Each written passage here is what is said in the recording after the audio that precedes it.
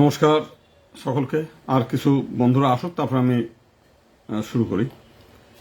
আজকে আমরা অত্যন্ত গুরুত্বপূর্ণ বিষয় নিয়ে আলোচনা করব। দেশে বেশ ভয়াবহ অবস্থা বিরাজ করছে বিভিন্ন জায়গায়। তো সেসব বিষয়গুলো নিয়ে এবং আমাদের কি করণীয় সেই বিষয়গুলো নিয়ে আলোচনা করা। তো সেই বিষয়গুলো নিয়ে আমরা প্রস্তুতি নিচ্ছি। প্রশান্ত, হ্যাঁ ভালো আছি। তুমি ভালো তো? তো আমরা মনে হয় শুরু করি এখনই। তো নমস্কার সকলকে। আপনারা জানেন যে এই ফেব্রুয়ারি মাসেই আমরা যদি ধরি, এই জানুয়ারি ফেব্রুয়ারি ডিসেম্বরের গত বছর ডিসেম্বরের 15 থেকে যদি ধরা যায়, তাহলে এ পর্যন্ত প্রায় 35 জনেরও বেশি হিন্দু যুবক খুন হয়েছে। শুধু এই যে ফেব্রুয়ারি মাস, এই ফেব্রুয়ারি মাসের মধ্যে খুন হয়েছে অন্তত কমপক্ষে 12-13 জন। আপনার 15 তারিখ পর্যন্ত 7 জন। চট্টগ্রামে আকাশ দাস নামে একজন খুন হয়েছে যে ছুরিকাঘাতে। তারপর হচ্ছে গোপালগঞ্জের মুকসুদপুরে নিশিকান্ত বৈদ্য নামে একজন খুন হলো। চট্টগ্রামের চন্দন দে নামে একজনকে গুলি করে হত্যা করেছে ওই যে সেই গরু লুট করে নেওয়ার জন্য, সেটার বিষয়ে। এছাড়া হবিগঞ্জের মাধবপুরে হচ্ছে ওই যে গোপাল দেবনাথের বাড়িতে হামলা হয়েছে, মারধর হয়েছে, নগদ লুটপাট হয়েছে। কক্সবাজারে হিন্দুদের চলাচলের যে রাস্তা সেগুলো বন্ধ হয়েছে। গাজীপুরের কালীগঞ্জে রিক্সা চালক হয়েছে অমৃত চন্দ্র খুন। চট্টগ্রামের চন্দন দে খুন। তারপর হচ্ছে নারায়ণগঞ্জে ঠাকুরগাঁও মন্দির ভাঙচুর হয়েছে, প্রতিমা ভাঙচুর হয়েছে। পটুয়াখালীতে চাঁদা না দেওয়ার জন্য নির্মল দাসকে মানে আধা খুন, মানে গলায় ছুরি ধরেছিল, বেঁচে আছে কোনো মতো। ব্রাহ্মণবাড়িয়ায় মন্দিরের জমি রক্ষার জন্য মানববন্ধনে হামলা হয়েছে। নেত্রকোনায় হামলা, লুটপাট হয়েছে। ঝিনাইদহে এক ফল ব্যবসায়ী বিমলকে গলায় অস্ত্র ঠেকিয়ে 65,000 টাকা ছিনতাই। পরে থানায় অভিযোগ করার পর তার এখন খুনের হুমকি, পালিয়ে বেড়াচ্ছে। পটুয়াখালীতে হাত পা বেঁধে ডাকাতি নেতাই বাওয়ালির বাড়িতে। ভোলায় তজুমুদ্দিনের কীর্তন শুনে ফেরার পথে একটা হিন্দু মহিলাকে গণধর্ষণ।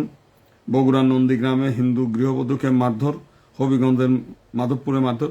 এটা এই গত 3 দিনের ঘটনা, মানে 3 দিনের মধ্যেই অন্তত 50টার বেশি ঘটনা। আর যদি এই মাসের ঘটনা ধরেন, তাহলে পরে এখানে আমরা রিপোর্ট পাচ্ছি হত্যার হুমকি আছে 176, হত্যার চেষ্টা আছে 26 জন, আহত জখম হয়েছে 40 জন, নিখোঁজ আছে 3 জন, লুট আছে 16টি, বাড়িতে হামলা হয়েছে 73টি, অগ্নিসংযোগ 31টি, জমি দখল 10 একর 19%, মন্দিরের জমি দখল 6টার ঘটনা, প্রতিমা ভাঙচুর 31টি, মন্দির ভাঙচুর হচ্ছে 11টি। এটা হচ্ছে 1 থেকে 15 তারিখ পর্যন্ত। এবং এই আজকে কয় তারিখ? আজকে আপনার হচ্ছে এ পর্যন্ত এটার ঘটনা আরো বেশি, আজকে 27। তার মানে আরো এই 12 দিনের ঘটনা হচ্ছে আরো অনেক। আমাদের রিপোর্টগুলো মানে পুরোপুরি আপডেট করা হয়নি তাই। তাহলে এই যে মহামারী আকার ধারণ করেছে সারা দেশে, হিন্দুদের উপর হামলা, লুটপাট, অগ্নিসংযোগ চলছে। তো এই যে ঘটনাগুলো ঘটতেছে, আজ পর্যন্ত কোনো মানববন্ধন, কোনো বিক্ষোভ সমাবেশ, কোনো স্মারকলিপি পেশ কেউ কিছু করেনি। হিন্দুরা এখনো আনন্দে মেতে আছে। কিছু মানুষ হচ্ছে মানে দৈনিক দৌড়াচ্ছে কোন মন্ত্রীর কাছে ফুল দিয়ে নিজের ছবিটা একটু জাহির করবে। কেউ আছে তার বউকে কিভাবে এমপি বানাবে সেইটার দেন দরবার আর উচ্ছ্বসিত প্রশংসায় আনন্দে ভাসাচ্ছে। আমরা দেখতেছি বিভিন্ন জায়গায় তারা নির্বাচনে জিতায়, মানে হিন্দু সমাজ, মতুয়া সমাজ মানে আনন্দে আহ্লাদিত। সেই সব বিষয়গুলো নিয়ে হিন্দু মরে মরুক, মন্দির ভাঙে ভাঙুক, এতে কিছু আসা যায় না। মতুয়ারা অবশ্য হিন্দু নিজেদের দাবিও করে না, মতুয়া একটা আলাদা ধর্ম। হিন্দু মরলে তাদের কিছুই আসা যায় না। আজ পর্যন্ত কোনোদিন কোনো হিন্দুদের হামলায় তারা কোনোদিন মানববন্ধন, বিক্ষোভ সমাবেশ দেখে নাই। আমরা শুধু তাই না, এই যে এই 5 তারিখের পরে আপনার হচ্ছে যশোরে মতুয়াদের বাড়িতে হামলা হয়েছিল, তখনও কিন্তু এই মতুয়া নেতারা কোনোদিন এই হামলার প্রতিবাদ করেনি। আমরা কিন্তু মিছিল, মিটিং, বিক্ষোভ, প্রতিবাদ সবই করেছি। তাদেরকে আর্থিকভাবে হেল্প, কিছু খাবার দাবার দিয়ে হেল্প আমরা করেছি, কিন্তু তারা কিন্তু সেই কাজগুলো করে না। খালি শুধুমাত্র কেমনে সুবিধা নেওয়া যায়, কিভাবে কার কাছে চাটুকারিতা করা যায়, কিভাবে চামচামি করা যায়, সেইটা নিয়ে আপনি ইদানিংকালে ফেসবুক দেখেন, একেবারে সব এই মন্ত্রীর কাছে ধর্ণা, ওই মন্ত্রীর কাছে ধর্ণা, ওই এসির কাছে, নেতার কাছে ধর্ণা, সারাদিন ধরে এইটা চলতেছে আর কি। আর হচ্ছে কে কতটা উচ্ছ্বসিত প্রশংসা গাইবে সেই জিনিসটা চলতেছে আর কি। তো এখন এই যে বিষয়গুলো আজকে আমরা অত্যন্ত বেদনার সঙ্গে বলতে চাই যে বাংলাদেশে এই যে মতুয়া কালচার এবং এই যে মতুয়াদের বিক্রি করা বলতে গেলে কেউ বলে যে এখানে 90 লাখ মতুয়া ভোটার, সেটা বিক্রি করে কিভাবে নমিনেশন পাওয়া যায় সেটা, এবং সেই মতুয়া 90 লাখ ভোটার দেখায় কিভাবে নেওয়া যায়, একটা নমিনেশন নেওয়া যায়, কিভাবে একটা মহিলা এমপি পাওয়া যায়, সেই ধান্দার মধ্যে হলো ব্যস্ত। এবং এরা কিন্তু আওয়ামী লীগের সময় পুরো আওয়ামী লীগ ছিল। আওয়ামী লীগের বিভিন্ন নেতাদের বাড়ি বিভিন্ন নেতাদের অফিসে ধর্ণা ধরে সেখানে চেষ্টা করছে এই করার জন্য। আওয়ামী লীগরা সেটার কোনো গুরুত্বও দেয় নাই, এবং গুরুত্ব দেয় নাই এই কারণে তখনও পর্যন্ত মতুয়ারা এত গুরুত্বপূর্ণ ছিল না। আমাদের মতুয়াদের এতটা গুরুত্বপূর্ণ করছে হচ্ছে মোদি এসে। মোদি পশ্চিমবাংলায় ভোটে মতুয়াদের ভোট কালেক্ট করতে এসে আমাদের ঠাকুরবাড়ি এসে উনি একটু পূজা পার্বণ দিয়েছে, এতে মোটামুটি এইখানে একটা বিশাল গুরুত্ব হয়ে গেছে। এখন যে যায় সেই মতুয়াদের ওখানে গিয়ে ঠাকুর বাড়ি যায় একটু পূজা পার্বণ দিয়ে একটু তাদের আশীর্বাদ নেওয়ার চেষ্টা করে, আর এরাও সেটাকে ফুলায় ফাঁপায় 90 লাখ। তা আমি সেদিন বলছিলাম যে 90 লাখ যদি ভোটারই থাকে তাহলে তো মতুয়ারা নিজেরাই যদি 1.5 লাখেও একটা করে ভোটার এমপি হয়, তাহলে তো কমপক্ষে 60 জন এমপি তারাই হইতে পারে। তো 60 জন এমপি বাদ দিয়ে তারা এই ইসের দিনে চাটুকারিতা একটা মহিলা এমপির জন্য চাটুকারিতা চামচামি করতেছে কেন? আমি একটা ছবি আপনাদের দেখাই, দেখলে আপনারা বুঝতে পারবেন যে আপনারা একটা ছবি দেখাই, জিনিসটা দেখলে বেশ ভালো লাগবে আপনাদেরকে। এনারা তখন আওয়ামী লীগ ক্ষমতায় ছিল, ওই দেখেন শেখ সেলিমের বাসায় গিয়ে ছবি ফুল দেখছে। শেখ সেলিম কিন্তু উঠে একটু দাঁড়ায়ও নাই, আপনার এখান থেকে শেখ সেলিম যে উঠে দাঁড়ায় ফুলটা গ্রহণ করবে সেটা তুচ্ছ তাচ্ছিল করে, তারা মনেও করে নাই যে এখানে মতুয়াদের আবার একটা গুরুত্ব দিতে হবে। ওই যে শেখ সেলিম বসে আছে, আপনি দেখেন ওই ঠাকুর দাঁড়ায় ছবি তুলছে। তার এতটাই তাদেরকে তুচ্ছ তাচ্ছিল করতে সেই আওয়ামী লীগের সময়, অতটা গুরুত্ব ছিল না। এখন বিএনপির আমলে এসে এই 5 তারিখের পরে আপনি কেন বলছি দেখেন, জিলানী সাহেব গোপালগঞ্জ 3 আসন থেকে ইলেকশন করে 2018-তে ভোট পেয়েছে 123টি। এবার ভোট পেল কত? 60,000। তো 60,000 ভোট 123 থেকে 60,000 ভোট আসলো কি করে? হঠাৎ করে কি বিএনপির ওখানে জনপ্রিয়তা হয়ে গেল? আসলে বাস্তবতা না। যে কারণে এখানে তারাও মনে করছে আমাদেরকে ইলেকশনে জিততে হবে, একেবারে যদি ভোট কেটে নেয় সবই, তাহলে ওই 123 থেকে এটা নিয়ে প্রশ্ন ওঠে, অলরেডি প্রশ্ন উঠেছে বিভিন্ন জায়গায়। তো সেই কারণে মতুয়াদের একটু ভাড়া করে নিয়ে, সেখানে হিন্দু লীগের নেতাদেরকে ভাড়া করে নিয়ে জিলানী সাহেব কিন্তু বিভিন্ন জায়গায় প্রচারণা করেছে। যদিও তাতে ভোট খুব বেশি আসে, সেটা আসে না। কেন আসে না? এই ঠাকুর বাড়ির একজন খুব কাছের মানুষ, যিনি হচ্ছে পদ্মনাভ ঠাকুরের খুব কাছে কাছে ঘুরে বেড়ায়, নামটা নাই বললাম, তিনি ওই ভোটের 12 তারিখ ভোটের দুপুরের পরপরই আমাকে ফোন দিয়েছেন। আমার বিপক্ষে উনি ইলেকশন করেছেন, জিলানির পক্ষে বিভিন্ন জায়গায় ভোট চেয়ে বেরিয়েছেন, বিভিন্ন বক্তব্য দিয়েছেন। তো দুপুরের পরে বিভিন্ন জায়গায় যখন মিছিল হয়েছে, আমার পক্ষে জয়ের মিছিল হয়েছে, তখন হঠাৎ করে ফোন দিচ্ছে, দাদা দেখেন আপনি ভুল বুঝেন না, আমরা তো যাই হোক অনেক কারণে আমাদের থাকতে হয়, ঠাকুর যেহেতু ওইদিকে, তো সেই কারণে আমাদের একটু টুকটাক বক্তব্য দিতে হয়, আমি কিন্তু সবসময় আপনার সাথেই আছি। আমি বললাম যে ভালো, তো ঠাকুর কেন ওইখানে গেল? আমরা একজন হিন্দু মানুষ, আমি নাই তাদের মতুয়া না হলাম, নমশূদ্র না হলাম, তো হিন্দু তো আমার বিপক্ষে উনি কেন গেলেন? বললো যে আর বেশি, অথবা ওই যে আমাদের গোপালগঞ্জ 2-এ অ্যাডভোকেট উৎপল বিশ্বাস, সে তো স্থানীয় মানুষ, একজন নমশূদ্র সম্প্রদায়ের মানুষ, তো তার বিপক্ষে কেন উনি ভোট চাইতে গেলেন? উনি বলছে আরে মতুয়াদের সেই ঠাকুরের কথাই কেউ ভোট দেয় নাকি? তার রেকর্ড আমার কাছে আছে, যদি বলেন আমরা বাজিয়ে শুনিয়ে দিতে পারি। আবার যেই দেখছে যে জিতে গেছে, আবার তার নিয়ে ঠাকুর বাড়িতে উচ্ছ্বসিত প্রশংসা, ভূয়সী প্রশংসা, এবং এমন ক্রেডিট নিচ্ছে যে বলতে দেখেন সরকার হিসেবে আমরা হিন্দুরা আছি 1,35 লাখ মতো, বলতেছে 1.5 কোটি উপজাতিরা কয়েকজনের নিয়ে তারা একটা মন্ত্রণালয় পায়, আমরা ঠাকুর বাড়ির আমরা মতুয়ারা হচ্ছে 1.5 কোটি। তো মতুয়ারাই যদি 1.5 কোটি হয়, তাহলে অন্যান্য হিন্দু আছে না? মতুয়ারা নয় বাংলাদেশের দক্ষিণাঞ্চলে, মতুয়া কি রংপুরে আছে, মতুয়া কি চট্টগ্রামে আছে, মতুয়া কি সিলেটে আছে, মতুয়া কি ময়মনসিংহে আছে, মতুয়া কি ঠাকুরগাঁও আছে, মতুয়া কি রাজশাহীতে আছে, মতুয়া কি কুষ্টিয়া আছে, মতুয়া কি আমার রাজবাড়িতে আছে। তো এখন মতুয়ারা হচ্ছে গোপালগঞ্জ বেসিস, এবং ওই দক্ষিণাঞ্চলে আর একটু যশোর পর্যন্ত এটি আসা। এখন ইনারা এই যে সুযোগ পাইছে ভারতে আমাদের ভারতের যারা এই জাতপাত তো ভারতে বেশি, ওই যে আসে একটা মোদি এসে যে একটা সুযোগ করে দিয়েছে, এখন এইটাকে বেচা কেনা চলছে আর কি। সবাই না, মতবাদের সবাই না, একটা গ্রুপ। মতবাদের ওই পরিবারে তো অনেক ভাগ, তার মধ্যে আপনার সবচাইতে বেস্ট আপনার যিনি সুব্রত ঠাকুর, উনি কিন্তু এই সমস্ত মতুয়া মানে টার্ম বেচা কেনার মধ্যে নাই। আওয়ামী লীগ করতেন ভদ্রলোক, আওয়ামী লীগের সঙ্গে আছে। এই সুযোগে অনেকেই তাকে ডাকছে বিভিন্ন ই করার জন্য, সুযোগ সুবিধার জন্য, বিএনপিও ডাকছে, কিন্তু উনি আসেন নাই। উনি আদর্শ বিক্রি করতে রাজি না। এই একটা লোককে দেখলাম যে মতুয়া পরিবারের মধ্যে, মতুয়ার মহাসংঘ যেটা, কোনো আদর্শ বিক্রি করার মতো না। আর বাকি হচ্ছে সম্পদ ঠাকুর, তারাও দেখছি যথেষ্ট ভদ্র। কিন্তু ওই একজন ব্যক্তির আমরা দেখলাম যে নিজেকে, নিজের সমাজকে, নিজের জাতিকে বিক্রি করে এবং হিন্দু সমাজের বিরুদ্ধে অবস্থান নিয়ে কিভাবে নিজের বউকে একটা সুবিধা করে দেওয়া যায় সেই তালে আছে সারাক্ষণ। এবং আর কিছু ধান্দাবাজ চাটুকার আছে, এর সঙ্গে হচ্ছে জয় হরিবল জয় হরিবল বলে মানে পরিবেশ নষ্ট করছে। বাংলাদেশে হিন্দু হলে অল্প কয়েকটা, সেই একটা। আর একটা আছে আমাদের এখানে পূজা উদযাপন কমিটি, যে আমাদের ঢাকা হিন্দু বৌদ্ধ খ্রিস্টান ঐক্য পরিষদ, এই ভদ্রলোকরে এই 5 তারিখের পরে আমরা বললাম যে আমাদের জন্য একটা বড় সুযোগ আসছে। আমরা এখন সংবিধান সংস্কার হচ্ছে, নির্বাচন পদ্ধতি সংস্কার হচ্ছে। আমরা বললাম যে আমরা এমনিতে সাধারণ নির্বাচনে কেউ জিততে পারবো না, জিতলেও আমরা সেটা রক্ষা করতে পারবো না, এটা কেটে কুটে নিয়ে যাবে। সেটা আমি গোপালগঞ্জ 3 আসন থেকে আমরা দেখেছি। দুপুরের পরের থেকেই আমাদের যে সমস্ত কর্মীরা ছিল তাদেরকে বের করে দিয়ে সে উন্মাদের মতো হয়ে গেছে। যারা বাইরে লিফলেট বিলি করছে, মানে ওই টোকেন, ওই যে ভোটারের স্লিপ বিতরণ করছে, তাদের একটা বাচ্চা ছেলে মেয়ে, সেইগুলো বসে বসে স্কুলের ছাত্রছাত্রীরা এটা আনন্দের ইস্যু করছে, তাদেরকে লাথি দিয়ে বের করে, এবং জিলানি সাহেব নিজে তার সাথে থেকে সেই ইটা ফেলে দিয়েছে, সেই টেবিল পুকুরের মধ্যে ছুড়িয়ে ফেলে দিয়ে, মানে উন্মাদ হয়ে গেছে। তার ওইটা এমপি পদ চাই, এমপি পদ হাতছাড়া হয়ে যাচ্ছে, এই জন্য তার দিশেহারা হয়ে গেছে। এবং নির্বাচনের পরেও তার মাথার থেকে, আমি যে ওখানে গেছি, আমার এই ইটা তার মাথার থেকে এখনো যায় নাই। এখনো পর্যন্ত সে এটা নিয়ে নানান জায়গা বক্তব্য দিয়ে বেড়ায় যে রাজবাড়ি থেকে আসছিল, রাজবাড়ি থেকে গেছে, অমুক। আরে বেটা, নির্বাচন তো মানে তুমি একা একা নেতা হবা নাকি? এই জন্যই তো নির্বাচন। তুমি এত গর্বের সঙ্গে বলো যে আমি বেশি ভোট পেয়ে দিচ্ছি, আমি 123 ভোট ছিল আগে, এইবার 60,000 পেয়ে গেছি, আমার কাছে আলাদিনের চেরা গেছে। এই গল্পটা সবাই বলে বেড়াও, এতেই তো হয়। তোমার কে নির্বাচনে আসলো, কে কোন জায়গাতে আসলো, এটা তো বলার দরকার নেই। যাক, এই জিনিসগুলো আমরা বলি।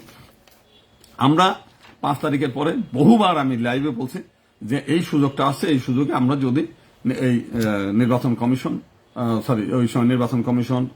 সংস্কার কমিশন আমরা যাই, আমরা সবাই মিলে যাই। আমি আমার পক্ষ থেকে যাই, আপনি আপনার পক্ষ থেকে যান। আমরা জাতীয় সংসদের সংরক্ষিত আসন এবং পৃথক নির্বাচন চাই। আমরা যৌথ নির্বাচনে আমরা কোনোদিন যেতে পারবো না, এই কথাটা আমরা লাইভে বহুবার বলছি, বহুবার। কিন্তু আমাদের কিছু হিন্দু নেতা আছে, নতুন রাজনৈতিক দল খুলেই বলে আমার কাছে 56টা এমপি আমার হাতের মুঠোয়, খালি শপথ গ্রহণের বাকি। এই সমস্ত নানান প্রলুব্ধ করে, নানানভাবে এই করে সমস্ত মানুষকে খেপায় তুলল। এবং আমরা চেষ্টা করলাম, বিশেষ করে আমাদের আমেরিকায় সহ বিদেশে যারা অবস্থান করে কিছু হিন্দু নেতা, যারা দূর থেকে দেখতে পায়, তারাও হিন্দু সমাজের হিতাকাঙ্ক্ষী, তারা চায় যে হিন্দু সমাজের কল্যাণ হোক। তারা একটা চেষ্টা করলো যে আমার সহ এই সমস্ত হিন্দু নেতা যারা আছে, নিজেদেরকে দাবি করে হিন্দু নেতা হিসেবে, তাদের সহ ঐক্য পরিষদের রানাদার গুপ্ত সহ সবার সঙ্গে একটা জুম মিটিং এ বারবার, একদিন না অন্তত 10 দিন ধরে তারা বলছে যে আসেন আমরা মিলেমিশে একটা কাজ করে সবাই মিলে পৃথক নির্বাচনের বিষয়টা বলি।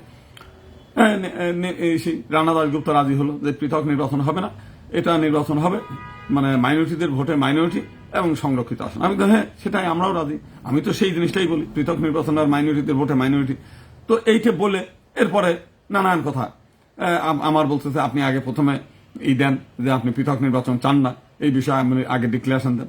আমি বললাম যে আপনার সঙ্গে তো একমত, তা আপনার সঙ্গে আমরা যৌথ ডিক্লারেশন দিলেই তো হয়ে গেল, এর জন্য আবার নতুন করে কেন আমি এটা চাই না, এইটা কেন করতে চান? এইটা বলে বলে বলে বলে কয়েকদিন পরে থেমে গেল, আর সবাই নির্বাচনে চলে গেল। তো শেষ পর্যন্ত আমি দেখলাম গোপালগঞ্জের অনেকেই বললো যে দাদা এখানে এবার একটা সুযোগ আছে। আমি তাদেরকে বললাম যে সুযোগ হইলেই সুযোগ হবে না, কারণ সেই ব্যক্তি হচ্ছে কি বলে একটা বৃহৎ দলের আবার একটা সংগঠনের তিনি সভাপতি। উনি কোনো মতেই এটা আপনি জিতলেও ঘোষণা করতে দেবে না। এবং আমরা তাই দেখলাম প্রথম দিন যখন আমরা ওখানে গেলাম সেই স্বতন্ত্র ইলেকশন করার মানে এই করার জন্য, প্রথমে ডিসি সাহেব দেখলাম যে একেবারেই অনুগত তাদের, তো তাদের কথা মতোই আমারটা বাতিল করে দিচ্ছে। আমরা নির্বাচনে যে এটা সেটা বললাম যে তিনি লঙ্ঘন করতেছেন, বিভিন্ন জায়গায় তার পোস্টার এখনো আছে, আপনার পোস্টার উঠাইতে বলছেন, সে উঠায় না। এসপি সাহেব দেখলাম যে একেবারেই তার অনুগত। তো আমি তখন বুঝছিলাম যে এগুলো কোনো কাজ হবে না।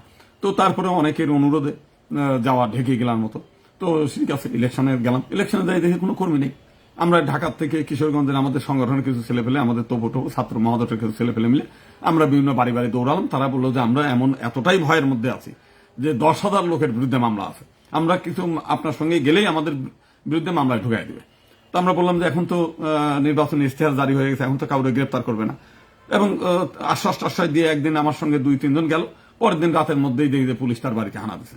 তো এই অবস্থায় তারা আর গেল না। তো রাতের মধ্যে তারা গোপনে বললো যে আমরা শুধুমাত্র ভোটটা দিতে পারবো, এর বাইরে না।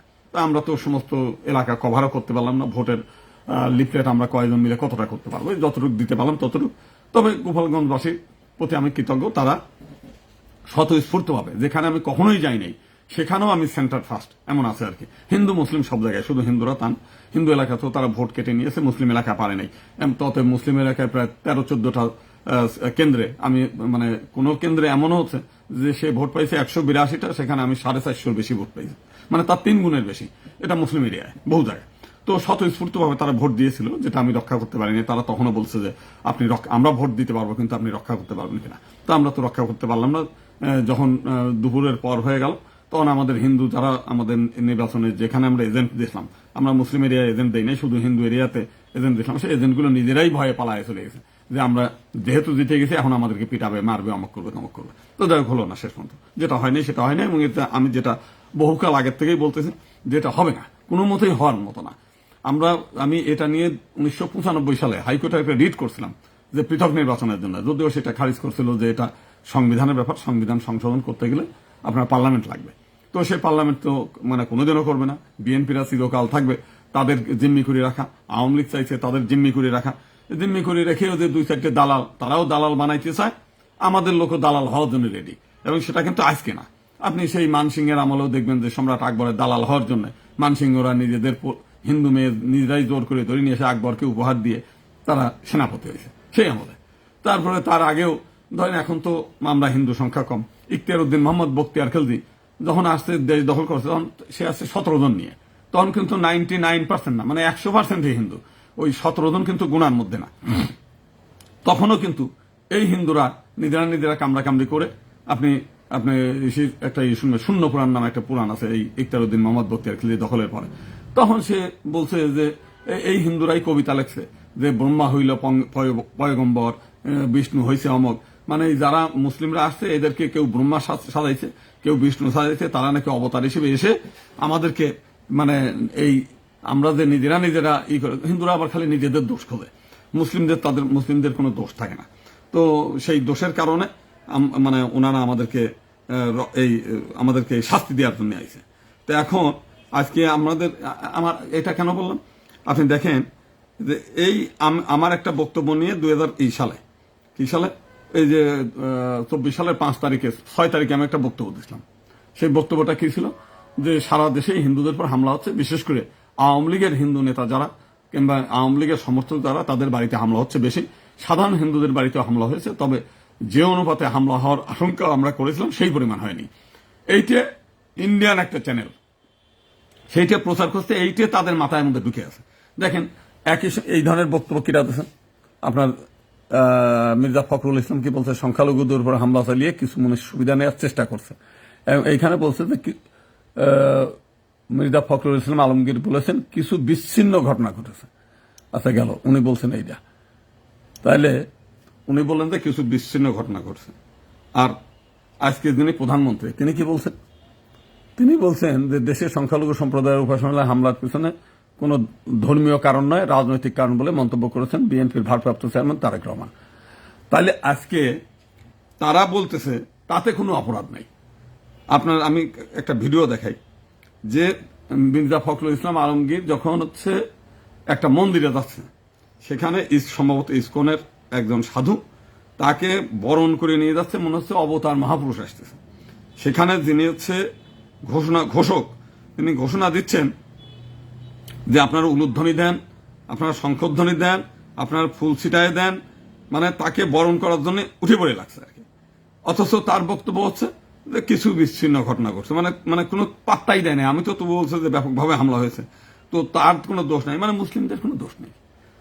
তারা মানে রাজার জাতি, তারা অবতারের জাতি, তারা মহাপুরুষ, তারা অবতার পুরুষ। যত দোষ হলো গোবিন্দ প্রামাণিকের, বুঝছেন? এই যে দেখেন এখন তাদের কাছে ফুল নিয়ে দেখেন, ফুল নিয়ে বরণ করতে যাচ্ছে। এদের কিন্তু এখন কেউ গালাগালি পারে না।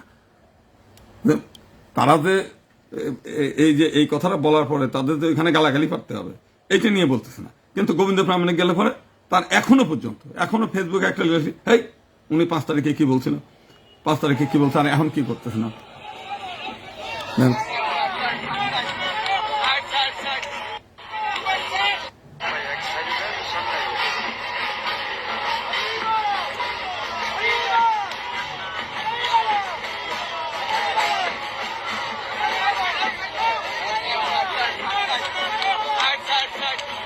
তা এখন এই যে আপনারা হরিবল বলে আপনারা যে নিয়ে যাচ্ছেন একদম দাড়িয়ালা টুপিয়ালা লোকরে, তা আপনি কি এই 5 তারিখের আগে কোনোদিন এদেরই করছেন?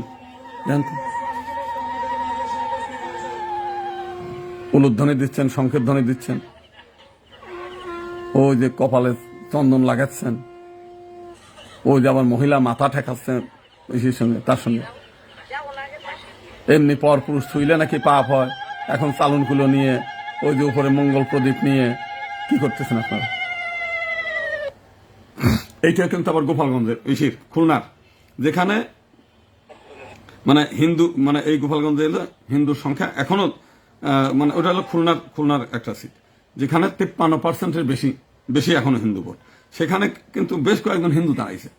সেই হিন্দুদের কিন্তু কেউ ভোট পাইছে হচ্ছে 700, কেউ ভোট পাইছে 800। মানে হিন্দুদের ভোট দিতে খুবই কার্পণ্য। খালি গোবিন্দ প্রামাণিকের দোষ তা না, সব হিন্দুরাই দোষ। আপনার উৎপল বিশ্বাসের দোষ, ওইখানে সুনীল শুভ রায়ের দোষ, ডক্টর অচিন্ত মণ্ডলের দোষ, তারপর হচ্ছে সুকৃতি মণ্ডলের দোষ। শুধু দোষ কোনোদিন খুঁজে পায় না হচ্ছে মুসলিমদের। আজ পর্যন্ত কেউ আজ পর্যন্ত দেখলাম না যে কোনো ফেসবুকে কেউ কোনোদিন এটা নিয়ে গালাগালি পারা যে তাদের কোনো দোষ আছে। এই দোষটা আমরা খুঁজে পাইলাম না।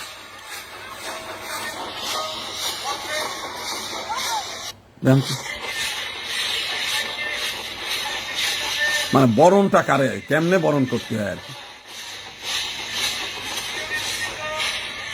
এটা কি বুঝে দেন?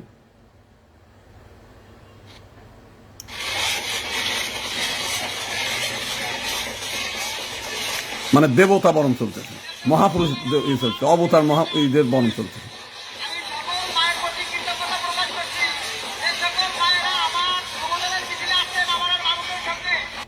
বুঝছেন? আর তো দেখাই সে পাগলই হয়ে গেছে, বাচ্চা কোলে ফিরে সে পাগলই হয়ে গেছে আর কি।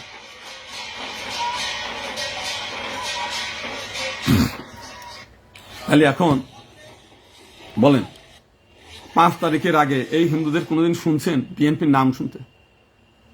দুর্ভাগ্যের কথা একটু বলি, মানে আপনাদেরকে করি।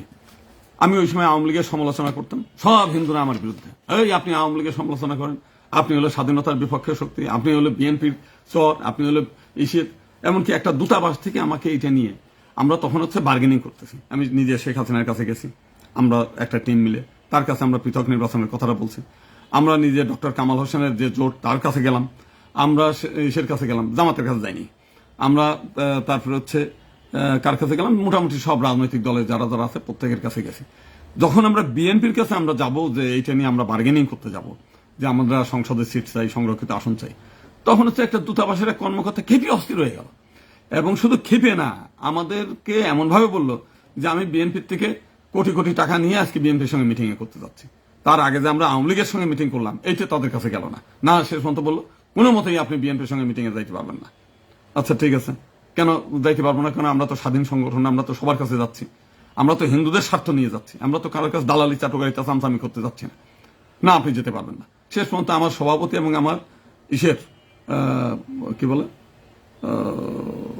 প্রধান সমন্বয়কারী, তার ছেলে মেয়ে পড়ে ভারতে, তাদের বৃত্তি তারা যে স্কলারশিপ সেটা বাতিল হয়ে যাবে, তাদেরকে বাংলাদেশ থেকে ফেরত পাঠানো হবে। এবং আমার সংগঠনের যুব সংগঠনের সভাপতি সে এইটা দুতিয়ালি শুরু করলো।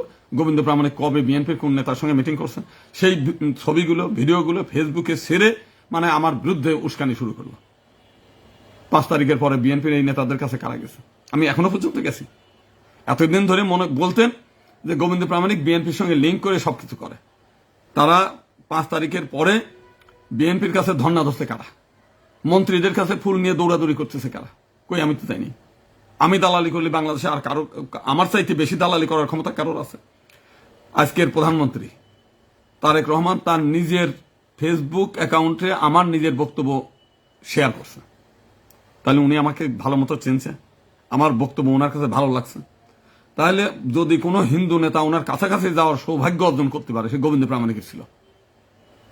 সুবিধা যদি কেউ নিতে পারে, আমি আমার নেওয়ার সুযোগ ছিল। জাতীয়তাবাদীর যে পেজ, সেই পেজ থেকে আমার বক্তব্য একাধিকবার শেয়ার করছে 5 তারিখের পরে আমার যতগুলো বক্তব্য সেগুলো তারেক রহমান সাহেব আজকের প্রধানমন্ত্রী উনি নিজে শেয়ার করছে। বাংলাদেশের কোন হিন্দুর যে মানে তারেক রহমান চেনে বা জানে এই করতেছে? প্রত্যেকেই সুবিধা নেছে, দলের কাছ থেকে নমিনেশন আছে, এমপির নমিনেশন আছে। আমিও নিতে পারতাম, আমিও বিএনপির থেকে নমিনেশন নিয়ে যে কোনো এক জায়গা থেকে এমপি হইতে পারতাম, কিন্তু আমি তো কোনো কিছু করতে পারতাম না, কোনো কিছু করতে পারতাম না, কারো বক্তব্য দিতে পারতাম না। ওই যে একটা ফুল নিয়ে সারাদিন তার পিছনে পিছনে দৌড়াইতে হতো, মানে একটা টু শব্দ। এই যে আমি যে এখন হিন্দু নির্যাতনের কথা বলতেছি টুকটাক, বড় প্রোগ্রাম নিতে পারতেছি না নানা কারণে, আর্থিক কারণে, বিভিন্ন কারণে।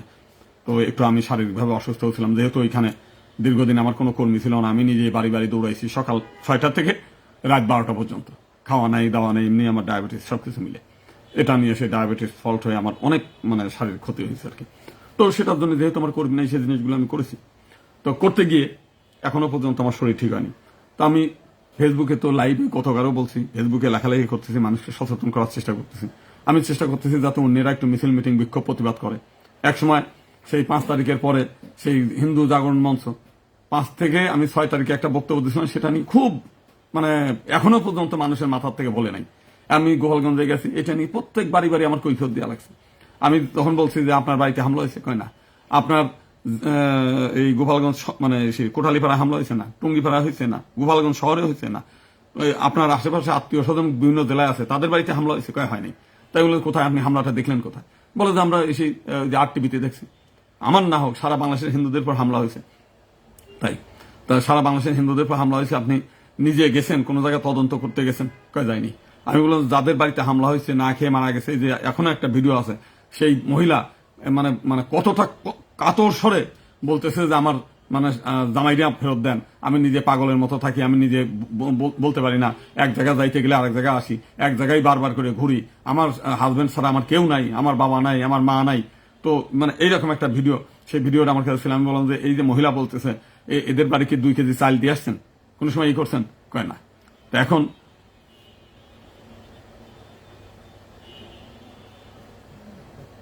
এইখানে বিপ্লব 12ই কি প্রণয় 12ই নাকি, এই খানিকের বাচ্চা মানে বকাবাদি না করলে পরে এখান থেকে যা, বললে পরে সঠিকভাবে যদি তোর কথা জিজ্ঞেস করতে চায়, না সরি এটা না, এটা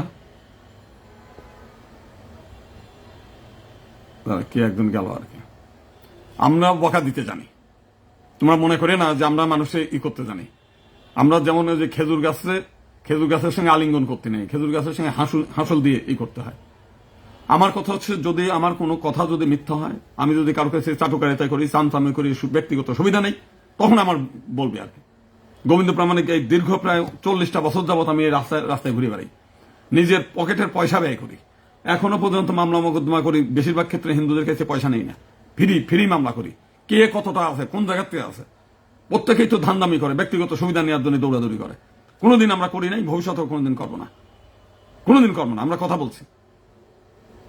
আমরা এখন একদিন বলছে কয় কি যে হিন্দু এমপি, আমরা অনেকে হিন্দু এমপি হইলেই কি হবে, অতীতের হিন্দু এমপিরা কথা বলে নেই, অতীতের হিন্দু এমপিরা ছিল আওয়ামী লীগের, এই যে গয়েশ্বর নিতাইরা ছিল আওয়ামী লীগের, বিএনপির, এরা কোনোদিন হিন্দুদের কথা বলবে না। কিন্তু যদি হিন্দুদের হয়ে যদি কেউ দায়িত্ব পার্লামেন্টে, সে তো বাধ্য হিন্দুদের পক্ষে কথা বলতে এটা নিয়ে। তো সেই কারণেই আজকে আমরা দেখছি যে ওইখানে গোপালগঞ্জেও দেখছি যে হলে শেখ হাসিনার ওইখানে মুখ ফেনা বাঁধাইছে তার কথা বলতে, একজন হচ্ছে ভীমসাদ নাম কি জানা, এখন তো এই দেশে মানে এখন তারেক জিয়ার হলো মানে মনে হয় অবতার হয়ে গেছে, এই জাতীয় বক্তব্য। একটু আগে একটা দেখলাম, মানে গোপালগঞ্জ একের এক দিছে, মানে এগুলো আপনাদের দেখা উচিত যে কত চাটুকার, কত চামচা, কত রকম ভাবে হিন্দু সমাজে গড়িয়ে ওঠে, সেই জিনিসগুলো দেখা দরকার। না দেখলে প্রত্যেকেই যেন তেন প্রকারে কিভাবে ব্যক্তিগত সুবিধা নেওয়া যায়, কিভাবে ব্যক্তিগত ই নেওয়া যায়। সারাক্ষণ এই ধান্দার মধ্যে, প্রত্যেকটি মানুষের মধ্যে এই ধান্দা ছাড়া একটা জাতির মধ্যে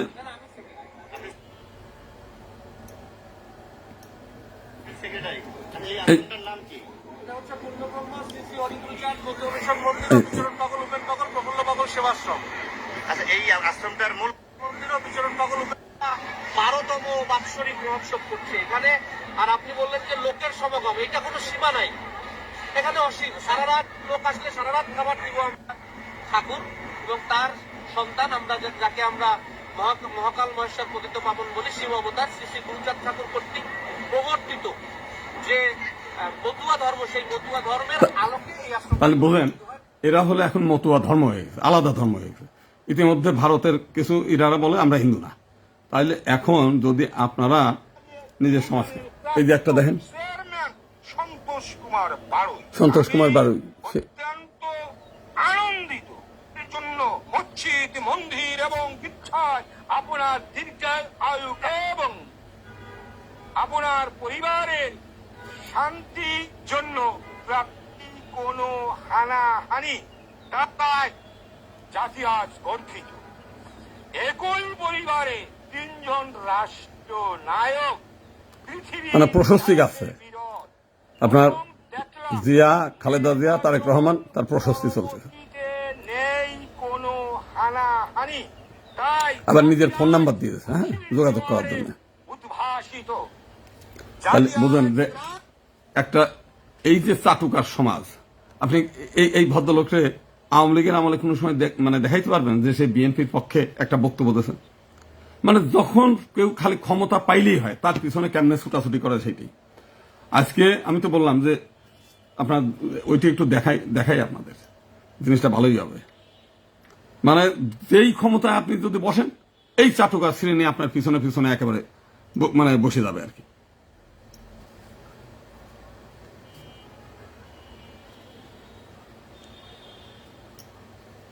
আচ্ছা, আমার ওই মোবাইলে একটু সমস্যা, ওইটা অডিওটা হবে না। এখন ক্ষমতায় বসলেই তার পিছনে কেমনে চাটুকার মানে হয়ে যাবে, কবিতার প্রশস্তি রচনা হয়ে যাবে। কেউ এটা নিয়ে মানে আপনার কি বলে উচ্ছ্বসিত ফুলের মালা দিয়ে একেবারে ঢেকে ফেলবে। খালি সুবিধা, মানে একটা জাতির মধ্যে এত ধান্দাবাজি, এত চাটুকার, এত চামচা তৈরি হয়ে গেছে যে এই সমাজের এই চাটুকার চামচাদের হাত থেকে হিন্দু সমাজকে বাঁচানো খুবই কঠিন। নেতারা চামচামি করবে, কর্মীরা চামচামি করবে, এমনকি সাধু মহাপুরুষ যেগুলো। আমরা 5 তারিখের পরে দেখলাম যে সেই মির্জা ফখরুল ইসলাম আলমগীরের ওইখানে সেই মানে গেরুয়া ড্রেসধারী সাধুরা পর্যন্ত ওইখানে যে চামচামি শুরু করে দিয়েছে। কেউ হলো যুবরাজ, কেউ মহাযুবরাজ বলে সেই মানে বক্তব্য শুরু করে দিয়েছে। 5 তারিখের আগে কিন্তু কোনোদিন বলা শুনিনি। 5 তারিখের আগে আমার বক্তব্য বিএনপির পক্ষে চলে যায়, এই জন্য হলো ধিক্কার জানাইছে। মানে বিএনপির মানে পক্ষে যায়, বিএনপির পক্ষে সরাসরি বলতে বিএনপির হয়ে কোনদিন আমি বলি নাই। এক ইরানি কালে আবার শুনতেছে আপনি জামাতের অনুষ্ঠানে গেলেন কেন? জামাতের সঙ্গে তো ঘর সংসার করছে বিএনপিরা দীর্ঘদিন যাবত, কই তো আপনি তো সেই বিএনপির গালাগালি পারতেছেন না। আমি তো জামাতের একটা অনুষ্ঠানে গেছি, কেন গেছি? জামাতের সঙ্গে আমার সম্পর্কটা কি? 5 তারিখের পরে এই ঢাকেশ্বরী মন্দির, সিদ্ধেশ্বরী মন্দির, রমনাকালী মন্দির, চট্টগ্রাম সহ বড় বড় মন্দিরগুলোতে এই যে এখনকার যারা নেতারা, এই নেতারা একটাও ছিল ওইখানে, সব পালায় চলে গেছে। এই মন্দিরগুলোতে আমাদের কাছে সংবাদ আসছিল যে গরু জবাই করে ওইখানে রান্না করে তারপর ওইখানে উৎসব পালন করবে। আজকে যারা বক বক করেন, বেশি বেশি মানে ফেসবুকে বাহাদুরি করেন, কই ওই দিন আমাদের ছাত্র মহাদলের নেতারা কয়েকটা মন্দিরে পাহারা দেওয়া ছাড়া কাউকে দেখে নাই কোনো মন্দিরে কেউ যাওয়া। তাও কি দিন রাত 24 ঘন্টা, রাত 12টার দিকে সেই মন্দিরে আবার হামলা করার জন্য, ওইখানে লুট করার জন্য লোক গেছে, সেগুলো ধরা হয়েছে, সেনাবাহিনীর হাতে দেওয়া হয়েছে। আমি নিজে জামাতের কাছে বলা, এবং সেটাও একটা গোয়েন্দা মানে কর্মকর্তার মানে নির্দেশ অনুসারে, নির্দেশ বলতে গেলে যেহেতু আপনি পারবেন না, মন্দিরগুলো রক্ষা করার মতো পুলিশ নাই, কেউ নাই, কোনো প্রশাসন নাই, কোনো মানে সরকার নাই, অতএব এই মন্দিরগুলো রক্ষা করার দায়িত্ব আপনাদেরই। রানাদাস গুপ্ত পালায় চলে গেছে, ঐক্য পরিষদের নেতারা পালায় চলে গেছে, একমাত্র আপনি আছেন, আপনি পারলে পরে হিন্দু সমাজকে রক্ষা করেন, মন্দিরগুলোকে রক্ষা করেন। আমি বললাম যে আমি তো পারতেছি না, আমার তো সেই কর্মী বাহিনী নাই। তখন বললো যে আমি যদি কিছু মনে না করেন আপনি জামাতের আমিরকে একটু বলেন। আমি জামাতের আমিরকে বলছি, ইসলামী আন্দোলনের আমিরকে বলছি, তারা তাৎক্ষণিকভাবে লালবাগ মাদ্রাসা থেকে ছাত্র পাঠাইছে, জামাতের কর্মীদের পাঠায় দীর্ঘ 13টা দিন রাত 24 ঘন্টা তারা মন্দির পাহারা দিচ্ছে। নালে আপনার মন্দির থাকতো না। এখন তো সরকারে থাকাকালেই প্রতিদিন মন্দির ভাঙতেছে, প্রতিমা ভাঙতেছে। আপনার বাড়ির পাশের মন্দির ভেঙে যায়, আপনি সেটা রক্ষা করতে পারেন না। সেই সময় আমরা এগুলো করার পরে বিভিন্ন এলাকায় আমরা বিভিন্ন জনকে আমরা বলেছি যে মন্দিরগুলো আপনারা যার যার এলাকায় লাঠি নেন, মানে দরকার ঘরে ঘরে ত্রিশূল বানান, নিয়ে আসে মহাদেবের ত্রিশূল আপনার কাছে থাকলে মানে এটা কোনো অপরাধ না, নিয়ে মন্দিরগুলো পাহারা দেন। একবার এক ফেসবুকে মানে আমার সঙ্গে একটা চ্যালেঞ্জ ছুড়ে দিল, হ্যাঁ আমরা মন্দির পাহারা দিচ্ছি, আপনার বলা লাগে না, আমরা পাহারা দিচ্ছি। আমি বললাম যে আপনার কি এখনো সেই এই সন্ধ্যা 7টার দিকে আমি বলে যে এখনো আমরা মন্দির পাহারা দিচ্ছি। আমি কয়জন আছেন মন্দিরে? আমরা আছি 40-50 জন মন্দিরে পাহারা দিচ্ছি। তাই বললাম যে একটু ভিডিও কল দিই। কয় না এখন না। আমি দেই, একটু দেখি আপনারা পাহারা দিচ্ছেন, এটা তো আমাদের জন্য গৌরবের, আমরা একটু দেখি। না, দেবে না। আমি ভিডিও কল দিলেও সেটা কেটে দেয়। তারপর আমি বললাম যে মানে আপনি অ্যাকচুয়ালি বলেন তো কোথায় আছেন? বলে যে আমরা ঢাকা আছি। না এসে ভিডিও কল ধরেন না কেন? কয় না আমরা তো ঢাকায় আছি। আমি তাই একটু আগে বললেন কেন যে আমরা মন্দিরে আছি, মন্দির পাহারা দিচ্ছি। মানে একটা জাতির মধ্যে যারা এই ফেসবুকে হিন্দুত্ববাদী করে, এর মধ্যেও 90% ভণ্ড। ওই ফেসবুকে বাহাদুরি করে, মানে এই হলো কোনো সময় আওয়ামী লীগের চামচামি, কোনো সময় বিএনপির চামচামি, কোনো সময় তারেক রহমানের চামচামি, কোনো সময় এর চামচামি, কোনো সময় তার এলাকার এমপি সাহেবের চামচামি। সারাক্ষণ এই জিনিসগুলোর মধ্যে কিভাবে ব্যক্তিগত সুবিধা নেওয়া যায় আমার সংগঠনের মধ্যে আছে। বলি না ওই কুম্বলের লোম বাঁচলে কিছুই থাকে, এই বিষয়টা। প্রত্যেকেই সুবিধা চায়, প্রত্যেকেই ওই মন্দিরে যান, প্রসাদ থাকলে মন্দিরে আছে, ভক্ত আছে, প্রসাদ নাই মন্দিরে ভক্ত নাই, এইগুলো এসের মধ্যে। তো সেই কারণে আজকে আমরা এই যে ধর্ম চলতেছে বিভিন্ন জায়গায়, আমি নিজে গেছি বিভিন্ন জায়গায়, মন্দিরে গেছি, মন্দিরের কর্তৃপক্ষ আমাকে নিমন্ত্রণ করে নিয়ে গেছে, দাদা আমাদের এখানে আসেন, একটা আমাদের কবি গান হচ্ছে, আপনি একটা বক্তব্য দেবেন। মন্দিরের তার বাড়ি পর্যন্ত গেছি, এরপরে সে দৌড়ায় ছুটে চলে আসে কাকুতি মিনতি করে, বলছে যে আমার এই মন্দিরে যদি আপনি বক্তব্য দেন তাহলে ওরা বলছে যে মন্দির আমার বাড়ি পুরাই দেবে, দাদা আমার ক্ষমা চাই। তাহলে এইরকম একটা হুমকি অবস্থা আছে গোপালগঞ্জবাসীর মধ্যে, এখনো আছে, এখনো পর্যন্ত তারা ঘরে ঢুকতে পারতেছে না। এই নির্বাচিত সরকারের সময় তাদের বিরুদ্ধে মিথ্যা মামলা, হয়রানি, এখানে পালায় ওখানে পালায়, এই অবস্থার মধ্যে। আবার কিছু কীর্তন অনুষ্ঠানে সেই দেখলাম জিলানি সাহেব এসে বক্তব্য দিয়ে চলে যাচ্ছে, আমি যেই গেছি বলে দাদা দেখেন আপনি একটা হিন্দু মানুষ, এটা তো বৈষ্ণব অপরাধ হয়, মানে কীর্তন ভগবানের নাম সংকীর্তন হচ্ছে যেখানে, সেখানে আপনি এইগুলো দিয়ে রাজনৈতিক বক্তব্য দেবেন, এইটা তো আমরা মেনে নিতে পারি না। তার মানে বিষয়টা বোঝেন।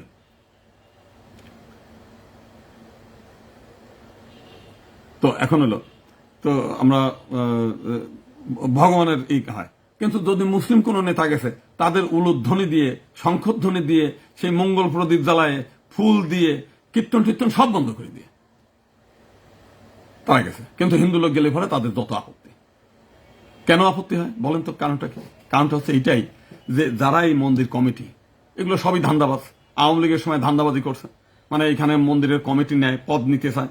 যেমন ঢাকেশ্বরী মন্দির, এই মন্দিরের যেন তেন ভাবে তারা মন্দির ছেড়ে পালায় চলে গেছে। যখন আমরা সমস্ত হিন্দু নেতাদের নিয়ে একটা কমিটি করে দিলাম, সেইখান থেকে মনীন্দ্রনাথ সেইটা নিয়ে চিৎকার চেঁচামেচি শুরু করছে, হ্যাঁ এই মন্দিরের কমিটি করে ফেলে। আর বেটা তুমি তো নিজে পালাই চলে গেছো, তো তোমার মন্দির রক্ষা না করিয়ে তুমি খালি মন্দিরের কমিটিটা রক্ষা করতে চাও। কারণটা কি? মানে দেশের কেউ আসলে, বিদেশের কেউ আসলে ওই মন্দিরে যায়, গেলে পরে ওনারা একটু বুট খোলায় দাঁড়ায়, একটু ছবি তোলা যায়। দেশের রাষ্ট্রপ্রধান কিছু হলে পরে ঢাকেশ্বরী মন্দিরের নেতাদের ডাকে, ওই বিএনপি গেলেও ঢাকেশ্বরী মন্দিরের থেকে ডাকে। জামাতের আমির সাহেবরে ওই সময় যখন মন্দির দেখলো যে মন্দিরের একটা আলাদা কমিটি হয়ে যাচ্ছে, ওইখানে যারা মন্দিরের সেবায় একটা গ্রুপ আছে, যারা ওই মন্দিরের আবার ওই জমির মালিকানাও আছে, আপনার কৃষ্ণ নাম, আপনি দেখবেন যে ওদের পরিবারের একটু জমি আছে আর কি। যেই ওরা নতুন করে কমিটি করতে গেছে, সঙ্গে সঙ্গে সেটা নিয়ে তারা জামাতের আমিরকে নিমন্ত্রণ করে ডেকে নিয়ে গেছে মন্দিরে।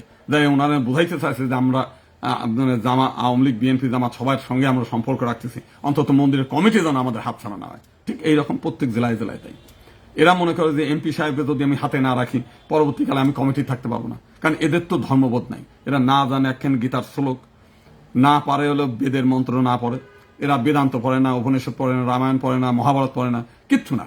দেখবেন ওই কিছু টাকা পয়সা হয়ে গেছে ব্যবসা করতে করতে, এখন এই টাকা পয়সার বদলতে দেয় মন্দিরের সভাপতি, মন্দিরের সেক্রেটারি, মন্দিরের কয়েক বস্তার সিমেন্ট টিমেন্ট দিয়েই ওইখানে বসে বসে বাহাদুরি করবে আর কি, ওইখানে বসে বসে নেতাগিরি করবে, ওইখানে বসে বসে বাহবা নেবে, ওইখানে বসে বসে ওইটা দেখায় এমপি সাহেবের কাছে সুযোগ সুবিধা নেবে, ওইটা দেখায় নিজের মানে সমাজে একটা ভাব নেবে। তাই এই ভাব নিতে গেলে ওই ওরা বুঝতে পারে, এরা তো আপনার আমার মতো বোকা না।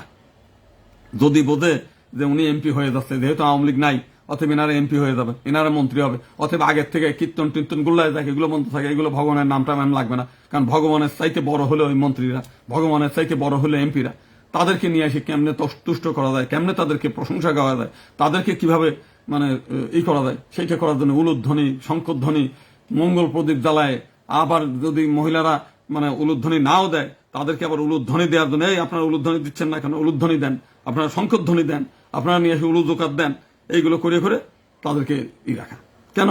ওই যে ডিসি অফিসের মিটিং, সেই মিটিং গুলোতে তাদের যাতে ডাকে, তারপরে হচ্ছে সেই তাদের যেন ইসের বিভিন্ন মন্ত্রী মিনিস্টাররা একটু ফুল দেওয়ার সুযোগ দেয়, একটা ছবি তোলার সুযোগ দেয়, বিভিন্ন সময় এরা আবার ব্যবসা বাণিজ্য করে, সে ব্যবসা যাতে সুযোগ সুবিধা পায়, এই সমস্ত ধান্দাবাদী। আপনি দেখবেন যে কোনো জায়গার থেকে আজকে সারা বাংলাদেশে কোন জায়গায় নিজ উদ্যোগে বিভিন্ন এলাকায় কয়েক জায়গায় মিছিল মিটিং হয়েছে আর কি, নেত্রকোনায় মিছিল হয়েছে, এই যে ব্রাহ্মণবাড়িয়া মিছিল হয়েছে, তারা নিজ উদ্যোগে, কিন্তু কোন সংগঠনের ব্যানারে এখনো পর্যন্ত এটার কোনো প্রতিবাদ হয়নি। ওই গোবিন্দ প্রামাণিক যেদিন করবে সেদিন আবার কিছু লোক আছে পাল্টা তাদের সেটা করার জন্য, অথবা যে আজকে আমি বললাম এটা বলার জন্য দেখবেন 2-1 দিনের মধ্যে একটু দেয় একটা ব্যানার নিয়ে 5-7 জন তারা একটা ছবি তুলে করতেছে। তো এর আগে যখন লক্ষ লক্ষ লোক নিয়ে তোমরা রাস্তায় নামলে তারা কই এখন? তখন তো আমি 6 তারিখে একটা বক্তব্য দিলাম, 6 তারিখে বাংলাদেশের কোথাও কোনো খুন হয় নাই, কোনো মন্দিরে হামলা হয়নি, কোনো মন্দির না, শুধুমাত্র চুয়াডাঙ্গায়, সেটা তো ইসকনের চারুচন্দ্র বলছে একটা বাড়ির মধ্যে একটা ইসকন টিচিং সেন্টার আছে, সেইটা ওই বাড়ি পুরাইছে, সেইখান তার পড়ছে, এছাড়া মন্দির পড়ে নেই। তো সেইটা নিয়ে আর হচ্ছে সাতক্ষীরায় একটা হচ্ছে চাইনিজ রেস্টুরেন্ট যেটা মন্দিরের মতো, সেইটা টিভি ওই দিয়ে দেখাইয়া বলছে মন্দির পোড়াইছে। আর চট্টগ্রামের একটা আওয়ামী লীগের অফিস পোড়াচ্ছিল, সেটাও দূর থেকে ছবি তুলছে এমন ভাবে মনে হচ্ছে মন্দির পোড়াচ্ছে, নবগ্রহ মন্দির, সেটাও মন্দির পড়ে নাই। তো এইগুলো ভংসামি করে ভিডিও তৈরি করে প্রচার করে একটা পরিবেশ নষ্ট করছে সেই সময়। তা না হলে ওইখানে সারা বাংলাদেশে সেই সময় আগুন জ্বলতো। তো সেইটা আমরা রক্ষা করলাম যাতে হিন্দুদের গ্রাম না পড়ে, নাহলে তো 64 জেলায় হিন্দুদের গ্রাম জ্বলতে হচ্ছে সেই নাসিরনগরের মতো, কুমিল্লার মতো, সেই শিয়ালির মতো, সব চূড়ান্ত ছিল। যে কি জন্য? এক পক্ষ বলছে যে আমাদের নেতাদের গুম করছে, আর এক পক্ষের নেতাদের লোক মানে সেই ফাঁসি কাছে ঝুলছে, তাদের নেতাদের মেরে ফেলছে। অতএব ভারত যেহেতু বাংলাদেশের গণতন্ত্র হস্তক্ষেপ করে আমাদের নেতাদের খুন গুমের সঙ্গে জড়িত, এখন ভারত তো আর পাবে না ওই বাংলাদেশের যে কটা হিন্দু এইগুলো ভারত, অতএব এইগুলোর সাইজ করে দাও, এবং সেই বিদ্বেষ এখনো পর্যন্ত আছে।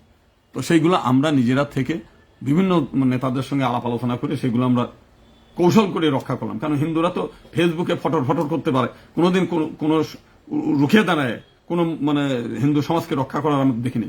আমরা কুমিল্লাও দেখি নাই, সারাদিন ধরে হামলা হয়েছে, কোন হিন্দুরা কুমিল্লার হিন্দুরা প্রতিরোধ গড়ে তুলছে সেটা আমরা দেখি নাই, নাসিরনগরও দেখি নাই, ঠাকুরগাঁও দেখি নাই, যশোরের শেয়ালি দেখি নাই, খুলনায় দেখি নাই, এমনকি গোপালগঞ্জেও ইসকনের মন্দিরে হামলা হয়েছে, আমরা কোনো সময় দেখি নাই যে প্রত্যক্ষভাবে প্রতিরোধ গড়ে তোলে। সেখানে আমাদের কৌশল নিতে হয়, অন্য নেতাদের সঙ্গে সম্পর্ক রেখে ভালোবাসা দিয়ে তাদের সঙ্গে ভক্তি শ্রদ্ধা দিয়ে যে ভাই আমাদেরকে সারেন্ডার করতে হবে, যে আমরা দুর্বল, আমাদেরকে অন্তত বাঁচান। তো আজকে সেইগুলো করার সুযোগ নেই, সেগুলো কেউ করতেছে না, বরং কিভাবে হিন্দু সমাজকে দিনে দিনে দুর্বল করা যায়। একদিকে আমাদের ধর্মীয় সমাজ, ধর্মটা কি? ধর্ম হচ্ছে ধৃ ধাতু থেকে ধর্ম শব্দের উৎপত্তি। তো ধর্ম রক্ষিত রক্ষিত। তো যদি কীর্তন গান শোনা যদি ধর্ম হইতো, তাহলে হিন্দুদের বাড়ি ঘরে হামলা হয় কেন? কীর্তন শুনিয়ে শুনেই তো আপনার রক্ষা হইতো। আপনার যদি ডাঙ্কা বাদায় যদি উলুধ্বনি দিয়ে আর ওই নিশান বাদাইলে যদি ধর্ম রক্ষা হতো, তাহলে অন্য চাটু করাইতে করা লাগতো না। তো ধর্ম হচ্ছে কি, যেটা গীতায় বলছে যে পরিত্রাণায় সাধনাং বিনাশায় দুষ্কৃতাম, সেটা হচ্ছে যে মানে দুষ্কৃতিকারীদের বিনাশ করতে হবে আর সাধুদের রক্ষা করতে হবে। সেটা কালী পূজার মধ্য দিয়েও দুষ্টের মানে মুন্ডু কাটা, দুর্গা পূজার মধ্য দিয়ে অসুরের বুকের উপর ত্রিশূল দিয়ে বধ করে চিহ্ন দিয়ে বোঝানো হয়েছে অসুরদের বিনাশ করতে হবে। রামচন্দ্র রাবণকে বধ করে বোঝাইছে যে রাবণ বধ করবে যারা আমাদের বাড়ির মেয়েদেরকে ফুসলায় নিক, লুটপাট করে নিক, তাদেরকে বধ করতে হবে। শ্রীকৃষ্ণ বলছে যে আমাদের রাজ্য, আমাদের রাজক্ষমতা, আমাদের দেশ যারা কেড়ে নিয়ে যায় তাদের বিরুদ্ধে শ্রীকৃষ্ণ অর্জুনের মাধ্যমে বিশ্ববাসীকে বোঝাইছে যে তাদের বিরুদ্ধে যুদ্ধ করতে হবে। হতবা প্রাপসিয়া সেই স্বর্গং যেতে আবার বর্ষাসী মহিম তসমা দুতুষ্ট কন্ত এই অধ্যায়কৃত নিশ্চয়। হে অর্জুন, তুমি যুদ্ধ করো, তুমি মরিয়ে গেলে স্বর্গে যাওয়া, বাঁচিয়ে থাকলে পৃথিবী ভোগ করবা। তো এই যে উপদেশ, এইগুলো হলো ধর্ম। আজকে যে তিলক সেবা, মালা জপ করা, কীর্তন শোনা, এইগুলো কিন্তু কোনো ধর্মের মধ্যে পড়ে নাই। এটা শ্রীকৃষ্ণও বলে নাই, রামচন্দ্রও বলে নাই, কেউ কি বলে নাই। এমনকি চৈতন্যদেব নিজে, যেটা চৈতন্যদেবের বিষয়ে তারা বলে, সেই চৈতন্যদেব এটা নিয়ে মিছিল করে কাজীর বাড়ি হামলা করে কাজীর বাড়ি লণ্ডভণ্ড করছিল, অন্যায়ের বিরুদ্ধে রুখে দাঁড়ানো। কীর্তনটা ছিল তার স্লোগান, ধর্মীয় মানে ওই মিছিলের স্লোগান, এর বাইরে কিছুই না। আর এখন কি হয়েছে, ভাড়াটি কীর্তনিয়া নিয়ে এসে কীর্তনিয়ারা নানান ভঙ্গিতে নেচে গিয়ে শোনে, এরা বসে বসে শোনে। সিনেমা দেখলে যেমন অনেকে আবেগে আপ্লুত হয়ে যায়, কেউ মানে সিনেমায় কান্নাকাটি করে ই দেখে, মানে কষ্টকর দৃশ্য দেখে, এইরকম আবেগে কেউ কাঁদে, কেউ হাসে, কেউ গলা জড়াজড়ি ধরে, এর বাইরে তো কিছু না। কীর্তন তো কোনো ধর্ম না, আমাদের কোনো ধর্মশাস্ত্রে বলছে যে কীর্তন শুনলে ধর্ম হয়, কোনো জায়গায় না। কিন্তু এখন চলতেছে এটাই, 7 জায়গায় কীর্তন শুনতেছে, ভগবানের নাম সংকীর্তন হচ্ছে, তিলক সেবা হচ্ছে, মালা জপ করতেছে, এটাই ধর্ম। একবার এইটাই নিয়ে আসি না, না এটার কথা না বলছে ভগবান শ্রীকৃষ্ণ, না বলছে রামচন্দ্র, না আমাদের পৌরাণিক কোনো সেই মুনি ঋষিদের কোনো বক্তব্যের মধ্যে আছে, কোনো জায়গায় নেই। কিন্তু এইটাই চলছে। তো এখন আমরা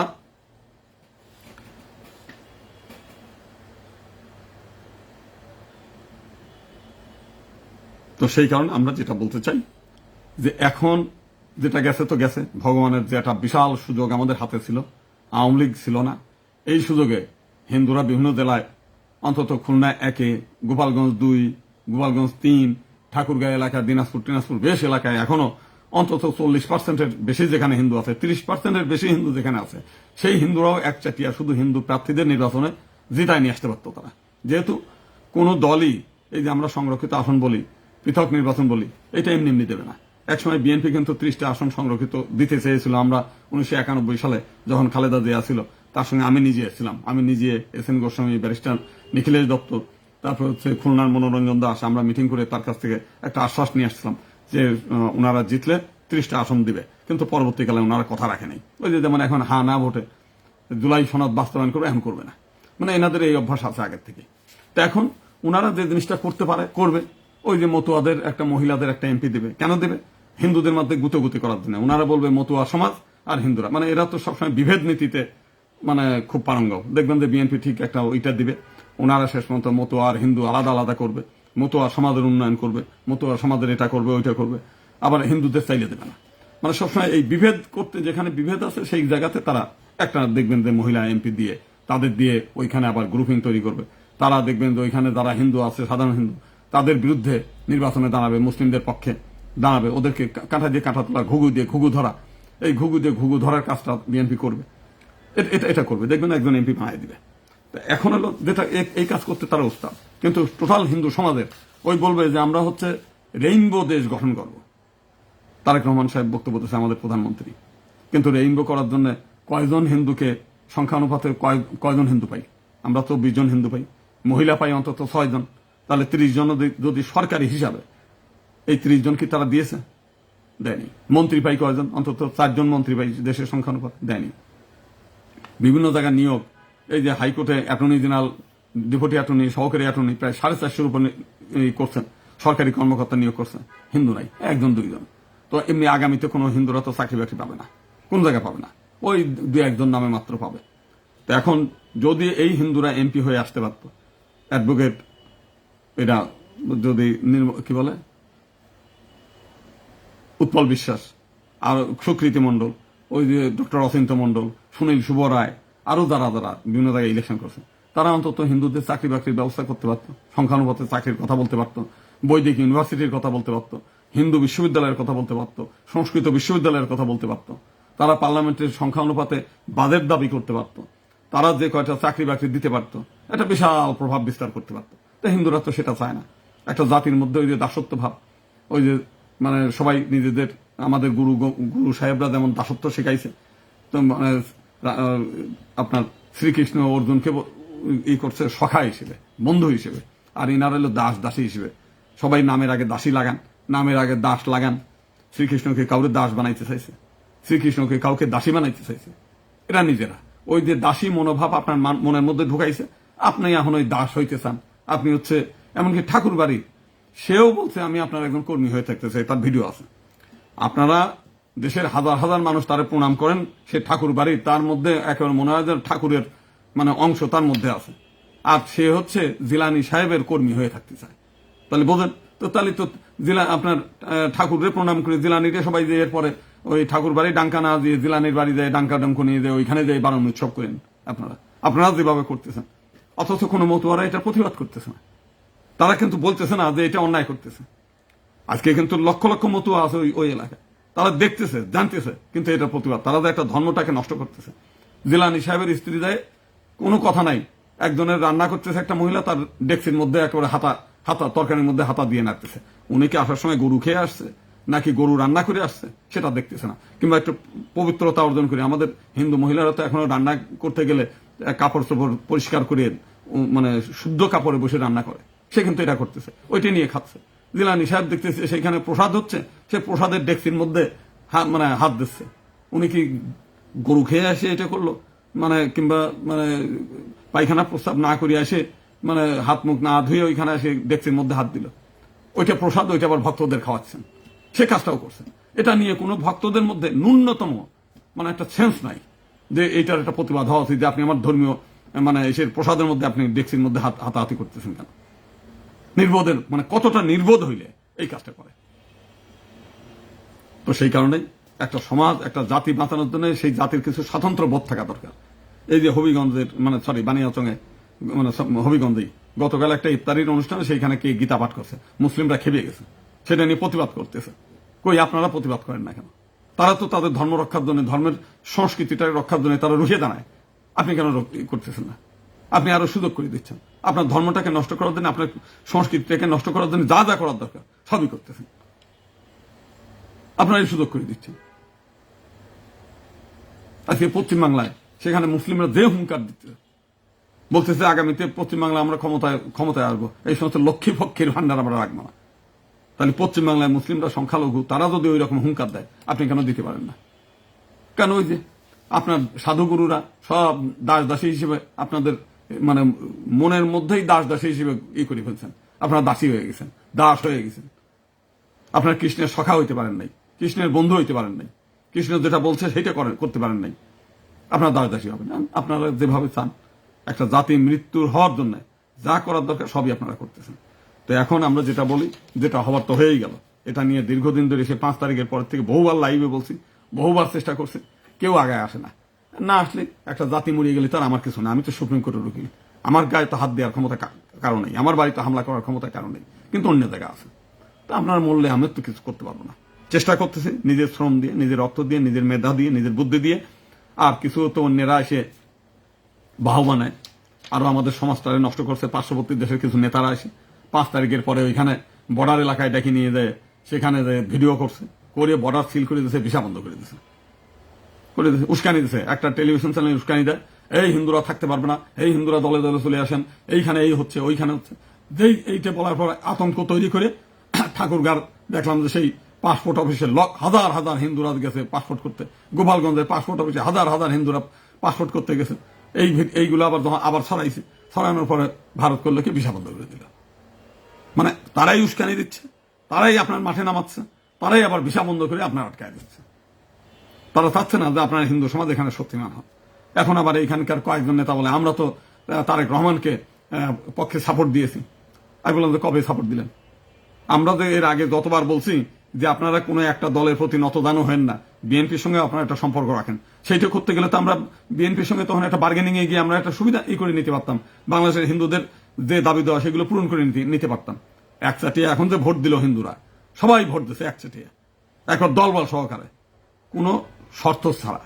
আমরা তো সেই নির্বাচনের আগে যদি তোমরা বলতে যে আমরা তাদের সাপোর্ট করবো, তাহলে আমরা একটা তাদের সঙ্গে একটা বার্গেনিং এ যাইতাম যে আমরা একচাটিয়া আপনারা ভোট দিয়ে ক্ষমতায় আনবো, আমরা আপনারা কি দেবেন। আমরা তো সেই কথাটাও বলার সুযোগ পেলাম না।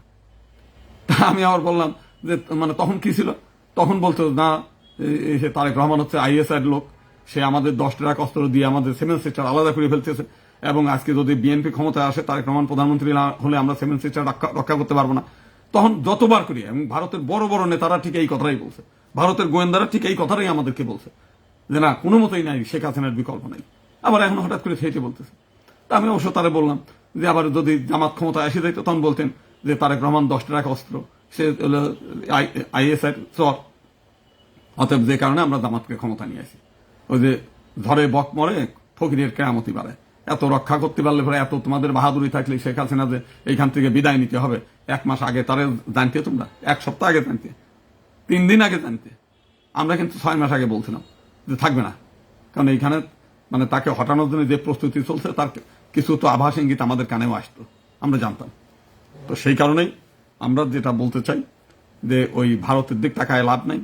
আজকে নরেন্দ্র মোদী যদি এই মতুয়াদের বাড়িতে না আসতো তাহলে এই মতুয়া বেচা কেনা হইতো না, কারণ মতুয়াদের এত কেউ গুরুত্ব দিত না। তারা এসে আমাদের মধ্যে একটা গ্রুপিং তৈরি করে দিচ্ছে। এখন এরা মতুয়া ধর্ম তৈরি করতেছে, যেটা একসময় পশ্চিমবাংলায় ট্রাম্প কার্ড ছিল। আমাদের মধ্যে এই যে কয়টা হিন্দু, এই হিন্দুদের মধ্যে এখন গ্রুপিং। এখন দেখবেন এই একজন এমপি হবে, তারপরে দেখবেন একটা গ্রুপিং তৈরি হলে বলে আরো ভালো মতো তৈরি হবে। এখনই তারা যে আমরা ভিডিও দেখলাম মতুয়া ধর্ম, তখন বলবে আমরা হিন্দু না, আমরা আলাদা। পশ্চিমবাংলা অলরেডি বলা শুরু করছে তার ঢেউ এখানে আসলে বলে। তার মানে এই কয়টা হিন্দুদের মধ্যে গ্রুপিং এমনিই ছিল। এরা মতুয়া ভক্ত, ওরা অনুকূল ভক্ত, ওরা লোকনাথ ভক্ত, এরা রামকৃষ্ণ ভক্ত, এমনি নানান গ্রুপিং এই সাধু সন্ন্যাসীরা গ্রুপিং করে রাখছে। সেই গ্রুপের মধ্যে আর একটা বড় গ্রুপ হবে, যেটা হিন্দু সমাজকে একটা ধ্বংসের একটা দ্বার প্রান্তে নিয়ে যাবে। তো সেই পরিস্থিতিতে আমরা মনে করি হিন্দুদের ওই গ্রুপিং না করে যারা এখনো পর্যন্ত হিন্দু সমাজকে রক্ষা করতে চায়, অন্তত শুধুই হিন্দু হন, এর বাইরে আর কিছু হবেন না, শুধুই হিন্দু হন। যদিও আমার কথা কোনো কালে কেউ শুনেও নাই, শুনবেও না, তারপরেও বললাম যে হিন্দু সমাজকে যদি রক্ষা করতে চান শুধু হিন্দু হন। ডাঙ্কা বাজান, খোল বাজান, ঢোল বাজান, কীর্তন গান, মানে যাই গান, লাস্টে মানে এক শেষে মানে শুধুমাত্র হিন্দু হন। মুসলিমদের মতো এদের মধ্যেও নানান আছে, কেউ শিয়া, কেউ সুন্নি, কেউ নানান, কিন্তু দিন শেষে তারা সবাই মুসলিম। অন্তত আপনারা এই কাজটুকু করেন যদি একটা সমাজকে বাঁচাতে চান। আর একটা জিনিস এইবার তো প্রমাণ হয়েছে, এই যে যারা রাজনৈতিক দল খুলে লাফালাফি করতে যে নির্বাচনে জিতে আসবে, কেউই 1000-এর বেশি ভোট পায়নি। যে কয়জন দাঁড়াইছে, 80 জন দাঁড়াইছে না, তার মধ্যে সর্বোচ্চ ভোট পাইছে আমি 34,339। মনীষা চক্রবর্তী, যার কোনো কেউ দোষ খুঁজে পায় না, আমার নয় অনেক দোষ, তার তো দোষ খুঁজে পায় না, সে পাইছে 14,000, আমার অর্ধেকেরও কম, আমার হচ্ছে 2.5 ভাগেরও কম, খুব লাফালাফি করছে। আর তার চাইতে মানে আর একটু কম পাইছে কিনা উৎপল বিশ্বাস, যে আমরা শুনতাম সে জিতে আসবে, ওইখানে শুধু হিন্দুরা যদি ভোট দিত তাতেও বিএনপি যা ভোট পাইছে তার অন্তত ডবল ভোট পাইতো উনি, তার তো কোনো দোষ নেই। সে ওই 5 তারিখের পরে ওই সমস্ত উস্কানিমূলক বক্তব্যও দেয় নাই, তারপরে তার কোনো মানে এই ধরনের নেই। আর একটা ছিল ওই যে মানে একদিন হচ্ছে ময়না পাখি হচ্ছে খাঁচায় বন্দি করে রাখছে হচ্ছে একজনের বাড়িতে, তো একটা কাক গিয়ে ওই খাঁচার কাছে যায় বলতেছে, এরে ময়না, তুই তো দেখতে তো কালো, তা আমিও তো কালো, তো তোরে এই বন্দি করে রাখছে কি জন্য? আমার তো কেউ বন্দি করে না, আমি তো কিছুটা উপকার করি মানুষের, ময়লা আবর্জনা পরিষ্কার খেয়ে দিয়ে পরিষ্কার করে আমরা পরিবেশ রক্ষা করি, আমারে তো কেউ এই খাঁচায় বন্দিও করে না, কেউ আদর করে দূরে খাওয়ায় না। তো তখন বলতেছে, ওই যে তুই তো কথা বলতে পারিস না, এই জন্য আমার সমস্যা হচ্ছে আমি কথা বলতে পারি। তো গোবিন্দ প্রামাণিক দুটো কথা বলে, এই জন্য গোবিন্দ প্রামাণিকের দোষ। আর মিশমিশে শয়তান যে কয়টা চুপচাপ খালি থাকে, আওয়ামী লীগের সময় আওয়ামী লীগের নেতাদের সঙ্গে গোপনে যায় মিটিং করে আসে, বিএনপির সঙ্গে যায় বিএনপির নেতাদের সঙ্গে গোপনে মিটিং করে আসে। খালি এই মিশমিশে শয়তানগুলো হলো কোন জায়গা থেকে কখন সুবিধা নিবে সারাক্ষণ সেই তালে থাকে, ওদের কোনো দোষ হয় না। এই মিশমিশে শয়তানগুলো সবসময় ভালো, সবার কাছে ভালো থাকে। তো সেই কারণে আমি নিজে কখনো মিশমিশে শয়তান হইতে চাই না, যেটা সত্য সেই সত্য কথাটা বলতে চাই। এর আগেও বহুবার বলছি যে আমার 5 তারিখের পরের যে বক্তব্য, এটা নিয়ে এখনো পর্যন্ত অনেকে এটি নিয়ে বলে। আমি এর আগে বলছি 1 লাখ টাকা করে বক্তব্য দেবো প্রতিটি বাক্যের জন্য, যদি আমার কথা কেউ মিথ্যা প্রমাণ করতে পারবে, প্রমাণ সহ নিয়ে আসেন। আবারও বললাম, এই দিয়ে কতবার বললাম, অনেকবার, অন্তত প্রায় 15 বার বললাম, আসে নাই কেউ প্রমাণ করতে, এখনো আসবে না। তো সেই কারণে আমি লাস্টের আমাদের করণীয় কি সেই বিষয় নিয়ে 2-1টা কথা বলি। বিশেষ করে আমাদের হিন্দু মহাজোটের নেতাকর্মীদেরকে আমরা বলি যে আমাদের কমিটিগুলো সারা দেশেই একেবারেই দুর্বল অবস্থায় হয়ে গেছে, আপনারা কমিটিগুলো সাজান। এখন থেকে লাগাতার আপনাদের মিছিল, মিটিং, বিক্ষোভ, প্রতিবাদ করতে হবে। হিন্দু সমাজ চাক আর না চাক, একটা দায়িত্ব হিসেবে, একজন সচেতন নাগরিক হিসেবে এই সমস্ত অন্যায় অত্যাচারের বিরুদ্ধে প্রতিরোধ এবং গর্জে ওঠা প্রত্যেকের দায়িত্ব। দালালরা দালালাই করবে, চাটুকাররা চাটুকারিতা করবে, চামচারা চামচামি করে নিজেদের সুবিধা নেবে, ব্যবসায়ীরা নিজেদের ব্যবসা বাণিজ্য করবে, দেশে বিদেশে বাড়ি করে থাকবে, নিজেদের বুড়ো বয়সেও দেখবেন যে বউ নিয়ে নাচানাচি করবে, আর যেই মানে সুবিধা বুঝবে দেশ ছেড়ে পালাবে। আপনারা কেউ টাকাও দেবে না, ব্যবসারেও দেবে না। আপনার সাধু যেগুলো হচ্ছে ক্ষমতাসীন, ক্ষমতার থেকে সুবিধা নেয়, তারাও আপনারা 2 পয়সা দেবে না, বরং আপনারা কিভাবে সরকারের কাছে খারাপ বানানো যায় সেই কাজগুলো করবে। বিভিন্ন দূতাবাসে যারা আছে তারা ফুটবলের মতো গোল করার কাজে আপনারা ব্যবহার করবে, তারাও হিন্দু সমাজের জন্য কিছু করবে না।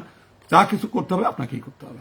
যদি এই ভূমিতে ভগবান রামচন্দ্র যেটা বলেছে, জননী জন্মভূমি স্বর্গাদপি গরীয়সী, যদি এই ভূমিটাকে নিজের ভূমি মনে করেন, নিজের পূর্বপুরুষের ভূমি মনে করেন, নিজের ঠাকুর দেবতাদের ভূমি মনে করেন, নিজের মহাপুরুষের ভূমি মনে করেন, অনুকূল ঠাকুর, হরি ঠাকুর, জগৎবন্ধু, বালক ব্রহ্মচারী সহ বিভিন্ন মহাপুরুষদের যারা অনুসারী তাদের পুণ্যভূমি যদি মনে করেন, সেই সব ঠাকুরের পুণ্যভূমি, এই পুণ্যভূমি রক্ষা করা আপনার দায়িত্ব। এই পুণ্যভূমিতে বসবাস করাও এটা সৌভাগ্যের ব্যাপার ভগবান রামচন্দ্রের বাণী অনুসারে। অতএব এই ভূমিতে আপনি বসবাস করার জন্য, এই ভূমিতে যদি আপনার হিন্দু থাকে তাহলে আপনি থাকতে পারবেন, যদি পাশের হিন্দু না থাকে তাহলে আপনি থাকতে পারবেন না। অতএব নিজেদের স্বার্থেই হিন্দুদের বিরুদ্ধে অন্যায় অত্যাচারের বিরুদ্ধে রুখে দাঁড়াতে হবে আপনাকেই। তো বিশেষ করে হিন্দু মহাজোটের সমস্ত নেতাকর্মী বিভিন্ন জেলায় তাদেরকে আমরা বলতে চাই যে আপনারা সারা দেশে কমিটিগুলো পুনর্গঠন করেন। আপনার এখন থেকে লাগাতারভাবে মিছিল, মিটিং, বিক্ষোভ, প্রতিবাদ এগুলো করতে হবে। বিভিন্ন মন্দির রক্ষা করতে হবে, হিন্দুদের বাড়ি রক্ষা করতে হবে, নিজেদের রক্ষা করতে হবে। প্রাপ্তি কিছুই নেই। যারা হিন্দু সমাজ, আপনি ভগবান রামচন্দ্রের জীবনী পড়েন, জীবনে কোনোদিনও সেই যেদিন সে সিংহাসনে বসতে চাইছে এই দিন তাকে সিংহাসন ছেড়ে চলে যেতে হয়েছে। তারপরে বনে জঙ্গলে গেছে, সেখানেও শান্তি নাই। তারপরে তার স্ত্রী অপহরণ হয়ে গেছে, সেখান থেকে যুদ্ধ বিগ্রহ করে তার স্ত্রীকে ফেরত নিয়ে আসছে। রাজধানীতে আসার পরে রাজধানীতে আবার সেই প্রজারা তাকে বিদ্রোহ করছে যে এই স্ত্রীকে ঘরে রাখা যাবে না। সেই স্ত্রীকে সেই বনবাসে পাঠাইছে, সেখানে তার ছেলে হয়েছে 2টা, সেখানেই মানুষ হয়েছে। রামচন্দ্র সিংহাসনে বসছে বটে, সেই সিংহাসনে বসেও তার শান্তি নেই, নিজের স্ত্রী, নিজের ছেলে মেয়ে বনবাসে। তারপরে সেই অশ্বমেধ যজ্ঞের পর অশ্বযজ্ঞ যখন ছেড়ে দিয়েছে, সেখানে লক্ষণ গেছে ফেরত আনতে, সে বন্দী হয়ে গেছে, ভরত বন্দী হয়ে গেছে, শত্রুঘ্ন বন্দী হয়েছে, রামচন্দ্র নিজে গেছে, সেখানেও প্রায় বন্দী হওয়ার মতো। শেষ পর্যন্ত তখন নিজের ছেলে মেয়ের পরিচয় পাইছে, তখন ফেরত নিয়ে আসছে। ফেরত আনার পরে তখনও পর্যন্ত প্রজারা বলছে অগ্নি কি, অগ্নিতে তার দিতে হবে, অগ্নি পরীক্ষা করতে হবে। সীতা সেই সময় নিজের অগ্নি পরীক্ষা না দিয়ে সেই পাতাল ভেদ করে আত্মহত্যা বলে না তাই বলে সেটা করছে।